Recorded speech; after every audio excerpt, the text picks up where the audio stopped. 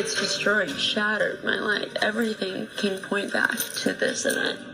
It's a crime that haunts this Colorado woman.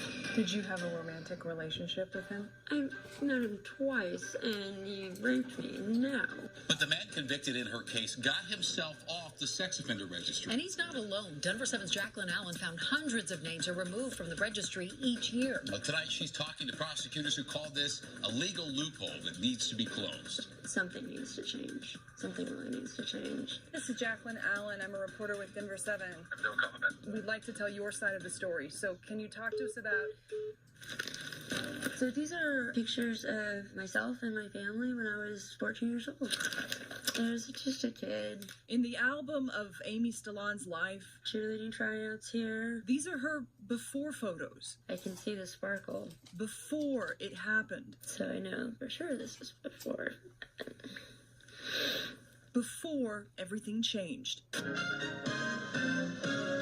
A former coach at Arapahoe High School is under arrest tonight. The story made headlines. 22-year-old lacrosse coach Matthew Buck pled guilty to attempted sex assault on a child by a person in a position of trust. It was in the playground, and For Stallon, the headlines didn't tell the story. Almost 2 decades later, she now has a reason to tell. that pea gravel, I remember it sticking to my skin, and I was just like, I don't want to do this. To her, everything following that night is after. Kids put together that this crying girl in, the counselor's office was the one on the news, and so I was being called a slut. Then, just 14 years old, she remembers going from popular cheerleader to social outcast overnight. I had no friends. It was so hurtful. That's when she tried to end her life the first time, and a lifelong battle with anorexia began.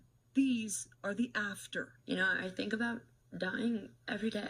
So often, I just want it to be over. In stark contrast, Buck's story also takes a dramatic turn. After he went to prison in 2005 on a probation violation, this son of an attorney went to law school, passed the bar, now practices law in Denver, marijuana and criminal defense. Is it common to have felons practicing law in Colorado? It is not common, but it does occasionally happen. Colorado's Attorney Regulation Council, Jessica Yates, says yes, felons can be attorneys here if they meet character and fitness standards.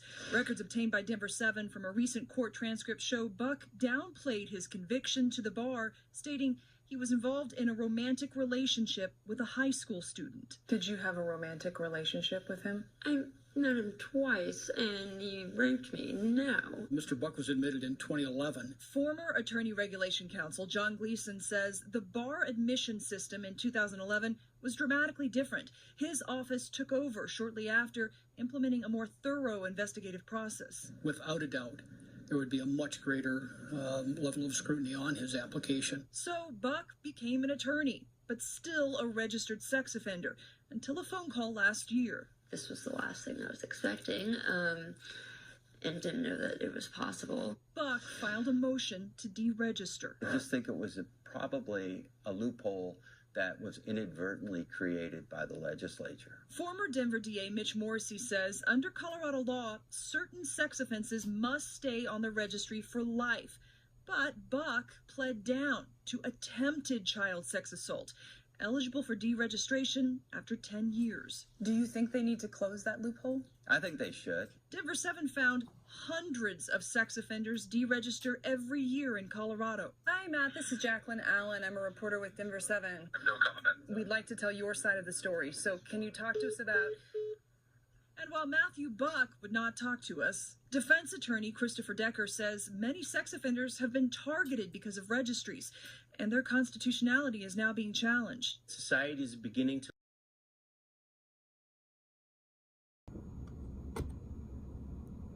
Constitutionality is now being challenged. Society is beginning to look more carefully at how and why and when we should require someone to register. And what are we really getting from this registration? This is what I read in court. Stallon fought the motion to deregister, speaking out in court. But Judge Philip Douglas still granted the request, citing Buck's law license as a factor. Hi, Judge Douglas. This is Jacqueline Allen. We called him several times for comment with no response. He was voted off the bench last year, but granted the request last month before his term ended. I think it really is a slap in the face to the victim. Stallone wants the law changed, wants others warned about Buck and other sex offenders no longer on the registry. Really, she just wants her life back. Before. Everything that has happened all stems back to Matthew Buck. What if that had never happened?